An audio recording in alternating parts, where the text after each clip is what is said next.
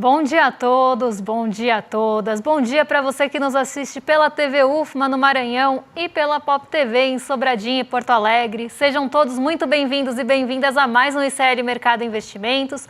Hoje, segunda-feira, é dia de conhecer as perspectivas do mercado para os nossos indicadores macroeconômicos e para a nossa bolsa. Então, vamos passar por esses termômetros, vamos ver também como é que ficou aí a arrecadação no mês de julho e vamos passar aí também por outros pontos importantes, vamos repercutir um pouquinho do que foi o Jackson Hole na semana passada e como isso pode influenciar aqui o Brasil, como é que também ficou o monitoramento do CME Group, que mede ali as expectativas para as taxas de juros dos Estados Unidos depois da sexta. Mas antes de tudo isso, eu vou dar bom dia para o André. Bom dia, André, como você está? Bom dia, Débora. Bom dia a todos os nossos telespectadores. Segunda-feira é dia de a gente saber como o mercado financeiro passou o fim de semana, se ele está empolgado. E não parece que está muito empolgado, não. A gente vai explicar aí a narrativa que ele está criando aí, que ele está se esforçando para vender aí. E já garantir uma alta da Selic aí nas próximas semanas. A gente vai falar também da arrecadação fiscal, que, pasmem, aumentou de novo aí. Será que é porque aumentou também a renda das pessoas, então as pessoas estão gastando mais? Vamos explicar isso aí daqui a pouco.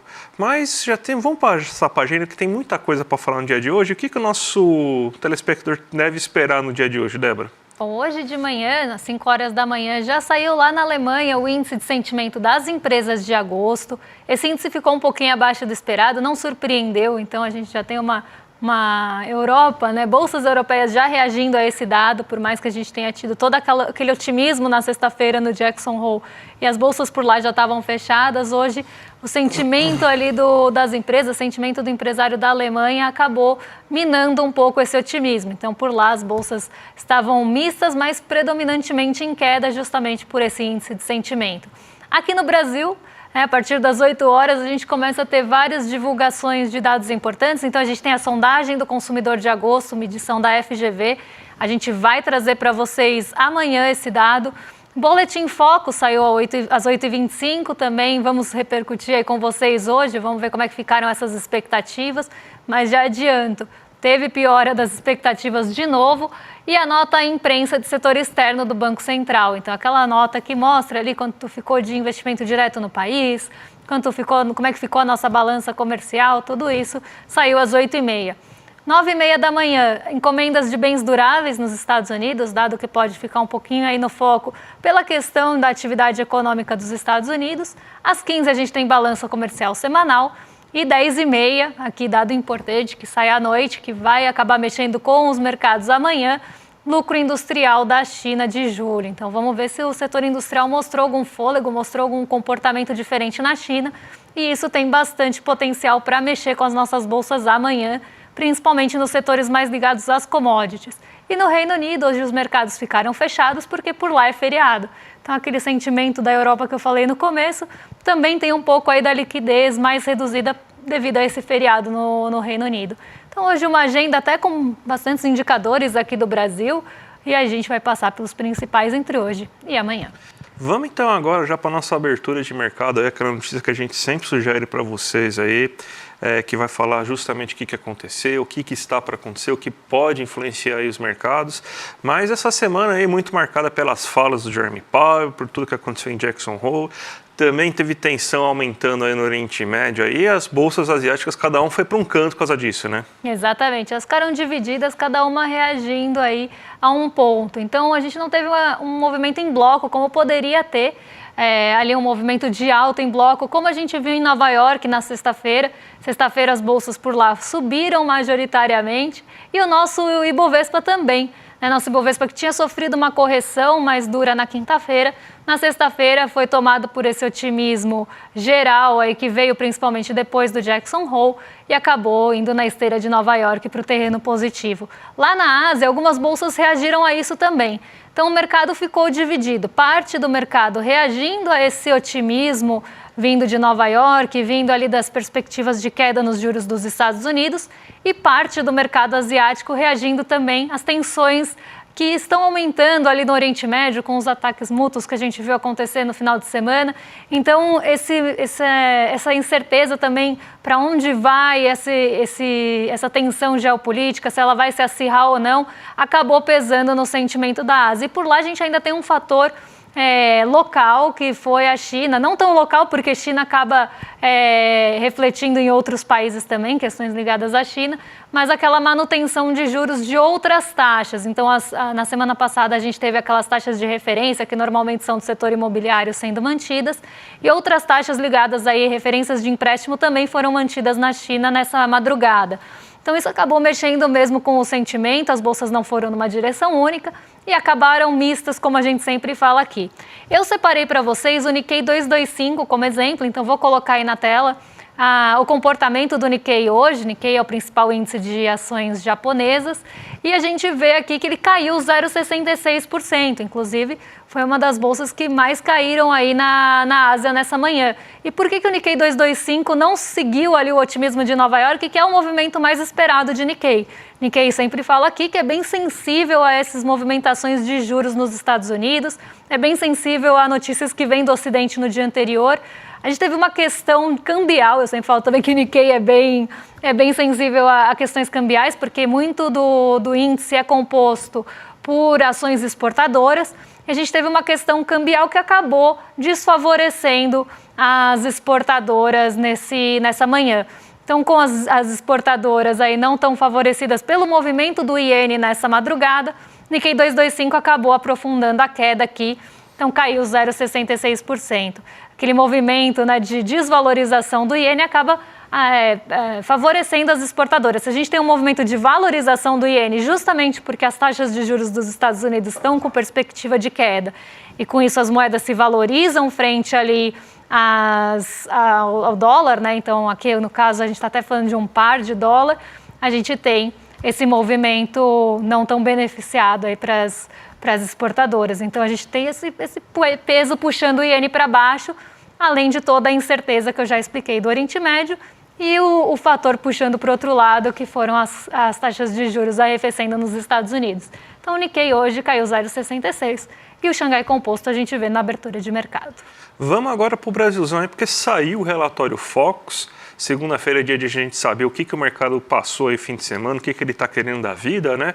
E você vê que o mercado continua tentando emplacar a sua narrativa, né? Porque você vai ter agora uma troca de ministro, uma troca de presidente do Banco Central, e o mercado está de olho nisso, inclusive, e está também justificando aí, já está preparando o terreno para que você tenha uma alta da Selic. Não mostra ainda no relatório Focus, mas a gente está ouvindo aí um monte de player, um monte de agente econômico importante aí já falando, aí, quase que como dado, né, um aumento da taxa Selic aí na próxima reunião, mesmo isso ainda não aparecendo aí no relatório Focus. A gente tem aqui a arte para mostrar para vocês o que o relatório Focus está mostrando, né, está prevendo para esse ano, e a gente vai mostrar aqui certinho para vocês agora. Primeira coisa, o relatório Focus aumentou consideravelmente o PIB esperado para esse ano, um aumento do PIB. Então se espera agora um aumento de 2,43, que é um aumento aí mais próximo, inclusive, se a gente for pegar em relação a semana passada, que estava de 2,23, então um aumento de 0,2 pontos percentuais é muito para uma única semana. Então a narrativa, a economia está crescendo, mas está crescendo demais.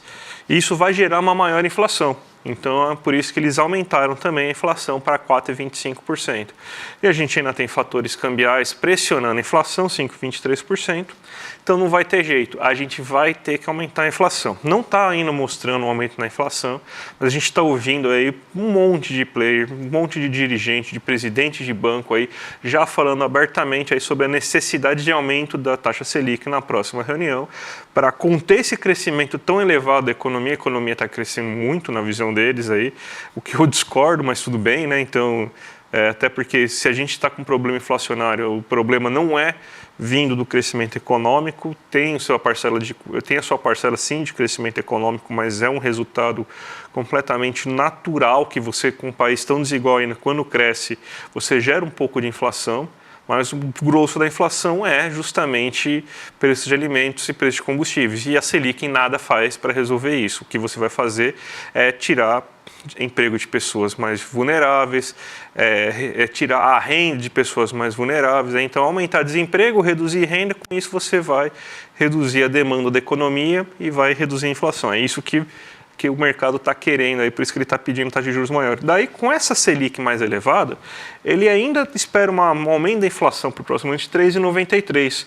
Só que você vê, uma atividade econômica menor já está caindo para 1,86, ou seja, os efeitos da Selic mais elevada vão fazer com que o crescimento econômico seja menor, mas dentro do que a economia brasileira aguenta, né? Sem um desemprego tão alto, tem um desemprego tão baixo assim, que o Brasil não aguenta esse desemprego tão baixo, essa é a visão do mercado, tá?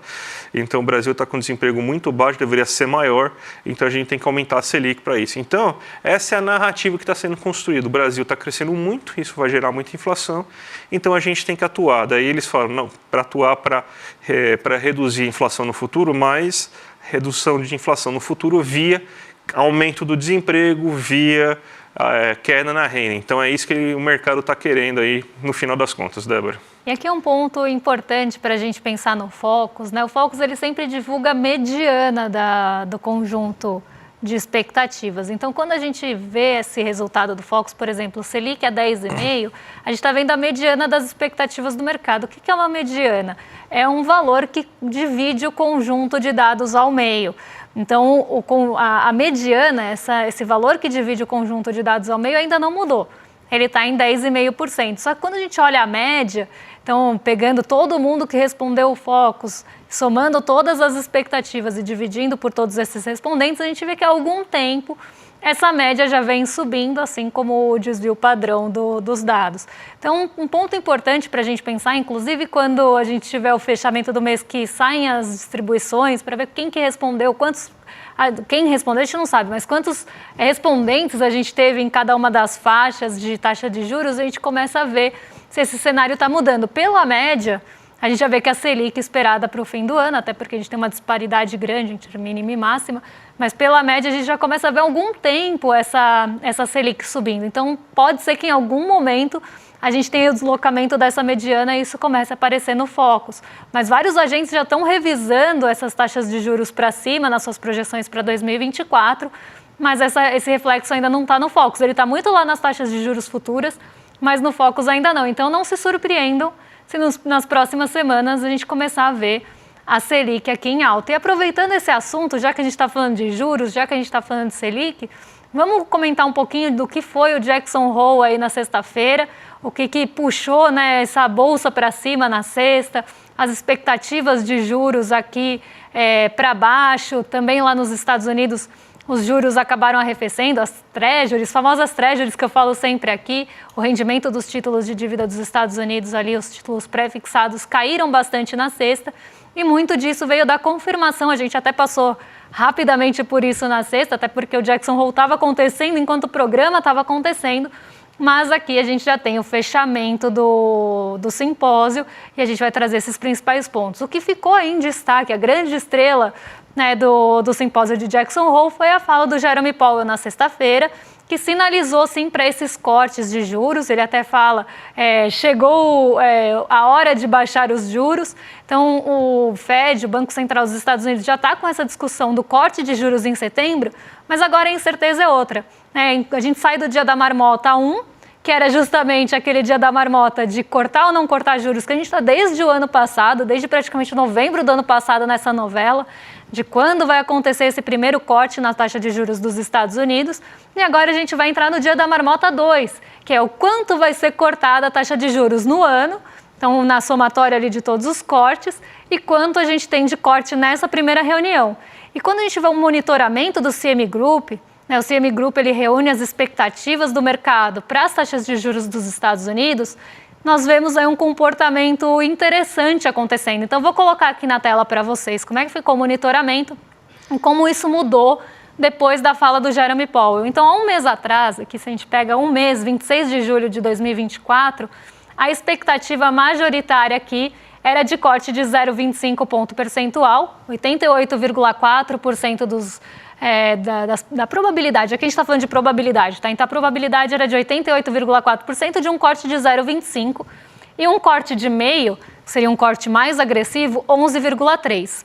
Conforme a gente tem os dados saindo lá nos Estados Unidos, aquele relatório de empregos, o payroll decepcionando um pouco e outros pontos ali pressionando para cortes de juros maiores, principalmente essa pressão vinda do mercado, a gente começa a ver uma mudança aqui, né, de 76% de probabilidade de corte de 0,25 contra 24,5%, então meio começa a ganhar corpo aqui, e 36% no dia do Jackson Hole. Então, no dia que o Jerome Powell falou, a expectativa de corte maior, de corte de 0,5%, foi para 36% contra 64% de corte de 0,25%. Hoje essas expectativas voltam a se equilibrar. A gente tem a expectativa de corte de 0,5% em 34,5% de probabilidade e 65,5% de corte de 0,25%. Mas a gente vê como é que isso foi diminuindo, né? Essa possibilidade de corte menor foi diminuindo ao longo do tempo e a possibilidade de corte maior foi aumentando. E outro ponto aí que não acabou ficando bem em segundo plano, pouca gente falou, é que na sexta-feira, que Jerome Powell acabou tomando todo o noticiário aí em relação ao simpósio. Mas na sexta-feira, quem falou também no simpósio de Jackson Hole foi o nosso desquerido Roberto Campos Neto, né? Ele acabou também falando nesse simpósio e falou sobre as dificuldades aqui fiscais do Brasil, novamente ali se colocando num posicionamento de que o Brasil tem muitos desafios, principalmente na parte fiscal, na parte de transferências monetárias. Falou bastante sobre isso, até achei que ele fosse falar da autonomia do Banco Central, porque toda vez que ele vai num evento internacional ele fala disso, mas dessa vez não. Dessa vez ele acabou continuando naquele discurso meio contra ali Brasil e colocando esses pontos, principalmente das dificuldades fiscais. Que dificuldades fiscais, né? Devem ser as mesmas que o mercado acaba vendo aí. Falou também desses cortes de gastos, de toda essa questão fiscal, principalmente de social. Então ele acabou falando sobre isso no Jackson Hole e também acabou sinalizando aí, né, com essa cabeça, o mercado pega essas entrelinhas. Então, se ele está falando de dificuldade fiscal, de transferência monetária, se ele está falando de programas sociais, o que o mercado já começa a pensar? Bom, talvez a gente tenha um risco país maior se a gente tem alguns desafios fiscais pela frente. Um risco país maior, o que vai trazer? Um prêmio pelo risco maior. Se o risco aumenta, a gente vai precisar de um prêmio pelo risco maior. Então, o que a gente pode pensar que ele está sinalizando? Isso, cabeça do mercado, tá? Para um aumento de taxa de juros. Então, o mercado já pegou essas entrelinhas do Roberto Campos Neto no Jackson Hole para tentar buscar apoio nessa narrativa que o André estava falando, de que precisa subir a taxa de juros nesse ano.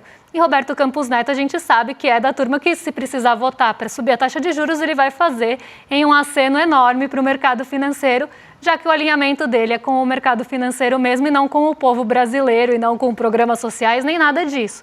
Então ele reforçou esse discurso no Jackson Hole, mas não teve muita coragem, seria muita cara de pau dele falar em autonomia do Banco Central, como ele sempre fala. Mas ele acabou não falando e acabou focando mais nesses pontos, mais uma vez em um aceno para o mercado financeiro e mais uma vez em um momento de sucessão do Banco Central.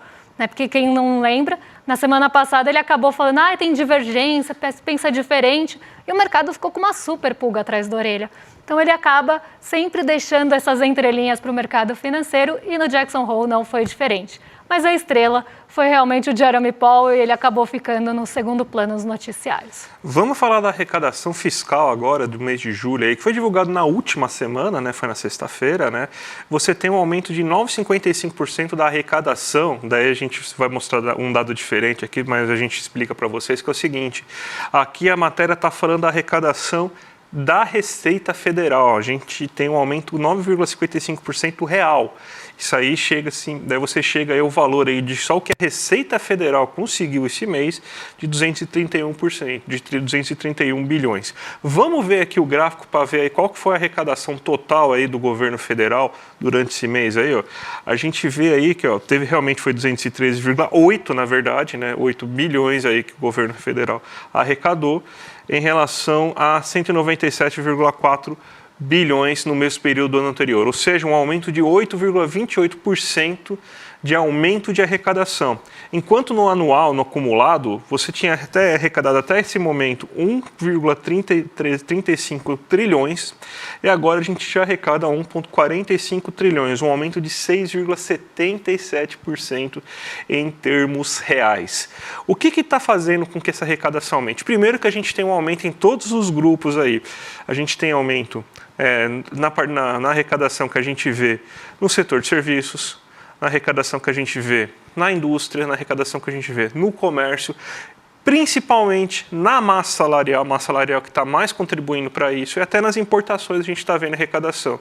Isso aí, gente, é importante lembrar que tirando esse imposto aí esse imposto novo aí das importações, não tem a criação de nenhum imposto, tá, gente? Não tem. Essa arrecadação não está vindo porque aumentou a carga tributária do Brasil. A carga tributária continua a mesma, a reforma tributária não está em vigor ainda, não mudou, inclusive vai baixar, né, mesmo sendo o IVA mais alto do mundo, mas vai provavelmente baixar imposto sobre consumo do que a gente vem sendo cobrado hoje em muitas categorias. O dia a gente vai lá e explica aí com maior calma, maior cautela aí toda essa questão da reforma tributária. Mas o que a gente está vendo aqui é que o brasileiro está com maior emprego, está com mais emprego, o brasileiro está com uma renda melhor.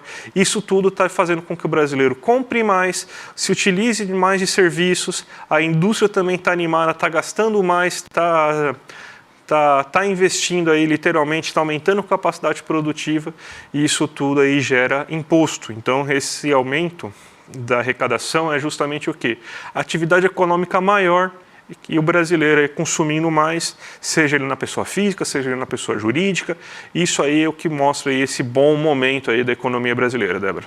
E por incrível que pareça, né, na verdade não é incrível, mas enfim, para o mercado financeiro, essa notícia ela acabou também trazendo um impulso para a nossa bolsa. Essa notícia saiu na sexta-feira.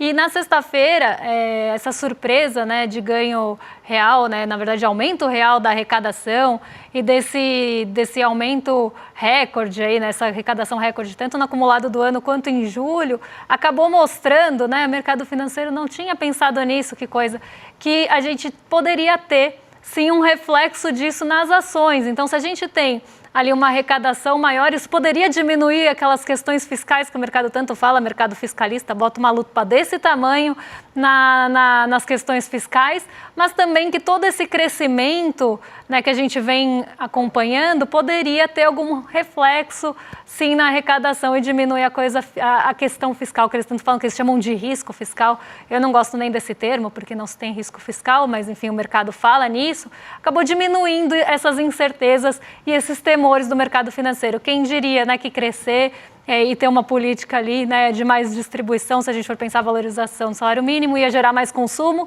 que iria gerar mais arrecadação lá no final, e essas perspectivas mais positivas para o Brasil, então, pasmem ou não, o mercado financeiro, desde que a gente tem várias notícias aí positivas de sentimento do consumidor, sentimento da indústria, os PMIs melhorando, esses índices do gerente de compras, todos esses termômetros melhorando, vários pontos positivos quando a gente olha para algumas questões industriais de realmente aumento da capacidade produtiva, monitor do PIB mostrando melhor formação bruta de capital fixo, tudo isso apontando para uma melhora, sim, do nosso cenário doméstico. Mas o mercado financeiro estava com uma venda nos olhos para esse cenário doméstico. Quando eles começaram a ver essa melhora do cenário doméstico? Quando a gente teve o aceno do Copom para o próprio mercado. Então, um discurso alinhado do Copom, né, do Comitê de Política Monetária, com o mercado, e também, além do Copom, do Lula ali falando que não iria se opor se tivesse que subir taxa de juros em um alinhamento com o Galípolo, que é o mais cotado para a sucessão, a gente começa a tirar o mercado financeiro começou a tirar a venda e olhar, nossa, realmente as perspectivas domésticas estão melhorando, olha, a arrecadação melhorou, então temos menos risco fiscal. E com isso, acaba melhorando também as perspectivas para as empresas que poderiam lucrar mais nesse cenário. Olha que coisa, o cenário doméstico mudou na percepção do mercado magicamente em uma semana. E tudo isso a gente vê também no termômetro da Bolsa, né, que acabou mostrando que o mercado continua bem otimista em relação à nossa Bolsa. Para essa semana, a gente tem ali um comportamento bem parecido com o da semana passada, porque 44,4% dos agentes espera alta, e na semana passada era 44,45%. Então, muito semelhante aqui o comportamento da Bolsa, da espera de alta para a Bolsa em relação à semana passada, mas a expectativa de queda diminuiu e foi transferida ali de 22,11 cai para 11,12 e isso transfere para a estabilidade, que estava em 33,34 e agora está em 44,44. Então, as expectativas majoritárias aí do mercado é que ou a nossa Bolsa vai ficar no terreno positivo e vai subir bastante, ou vai ficar perto do 0 a 0, com a menor parte esperando ali queda. Na semana passada, a gente teve essa alta da Bolsa, subiu 1,24 no acumulado da semana, e quem achava aí realmente que a Bolsa ia subir, acertou. E a gente vem de 3 semanas aí de alta na Bolsa, 3,78, 2,56 e 1,24. Muito disso refletindo sim cenário externo de queda de juros nos Estados Unidos, mas também essa melhora na perspectiva doméstica que o mercado começou a ver só agora, com quase 8 meses de atraso, né? Mas aqui a gente tem esse reflexo, inclusive nas perspectivas aí para a nossa Bolsa e para os nossos ativos domésticos, que estão melhorando aí as projeções. Débora, você tem 2 minutos para fazer a abertura de mercado, 2 minutos apenas. Vamos lá, então vamos colocar na tela aí o giro de mercado, porque hoje a nossa Bolsa continua aí no terreno positivo, cotada a 136.771 pontos, alta de 0,73 na contramão de Nova York, que está sofrendo um pouco de ajuste depois da alta de sexta-feira, principalmente da Nasdaq. A Nasdaq acabou liderando as altas na sexta-feira. Hoje as bolsas nova-iorquinas sofrem esse ajuste, mas a gente não. E por que a gente não está sofrendo esse ajuste? Um primeiro ponto aqui vem do minério de ferro. O minério de ferro subiu mais de 3% em Dalian, na China, o que poderia dar suporte e reforço para as ações ligadas à mineração e à siderurgia, o que já era um ponto positivo para a abertura de hoje. Outro ponto é justamente o petróleo Brent. Tá? O petróleo Brent estava subindo desde antes da nossa abertura aqui, então já se pintava esse cenário positivo também para as ações ligadas ao petróleo, justamente questões mais voltadas à oferta sendo pressionadas pelas tensões geopolíticas no Oriente Médio, já que boa parte da oferta do petróleo vem de lá, mas também algumas questões em relação à demanda, né, da commodity. Então, questões ligadas a Estados Unidos e possível maior demanda pelo petróleo puxaram o preço do petróleo Brent para cima desde o fim da semana passada. Hoje continua em alta, e o que também dá reforço para nosso Ibovespa, sabendo que nosso Ibovespa tem grande parte do peso, aí, se a gente for somar as três, né, Petrobras, 3,4 e a Vale, nós temos quase 30% do Ibovespa. O nosso DI futuro sobe hoje, o nosso DI futuro ele está estável hoje na contramão das treasuries, que caem 0,16%, ainda na esteira do discurso do Jerome Powell, e o dólar sobe hoje mesmo com o apoio das commodities. A gente poderia ter, inclusive, um movimento de queda do dólar por conta da alta do preço das commodities, mas não é o que a gente está vendo, mesmo com queda ali das treasuries, em um movimento também um pouco mais de ajuste aí. Como a gente furou o piso dos 5,50, agora a gente deve ficar orbitando por um tempo esses 5,50. Então aqui hoje o dólar sobe mesmo com o preço das commodities em alta.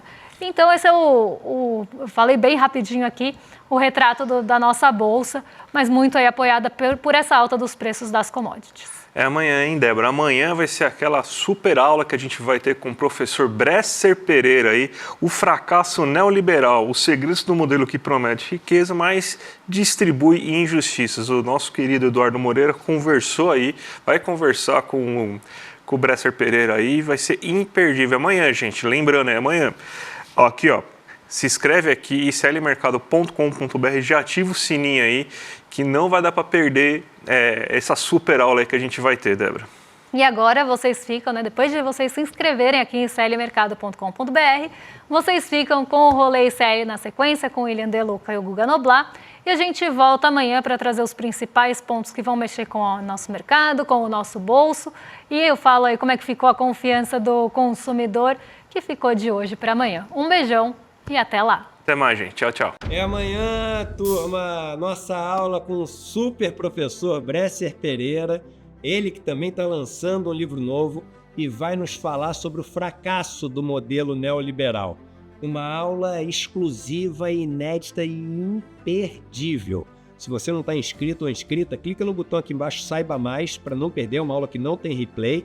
E se você já está inscrito, fica atento no seu e-mail, que é lá que vai chegar a confirmação. E também, amanhã, perto da aula ali, o link para você poder clicar e entrar na sala de espera e assistir com a gente, tá bom? Vai ser maravilhoso e só o Instituto Conhecimento Liberta poderia trazer isso para a gente. Um abraço e até amanhã.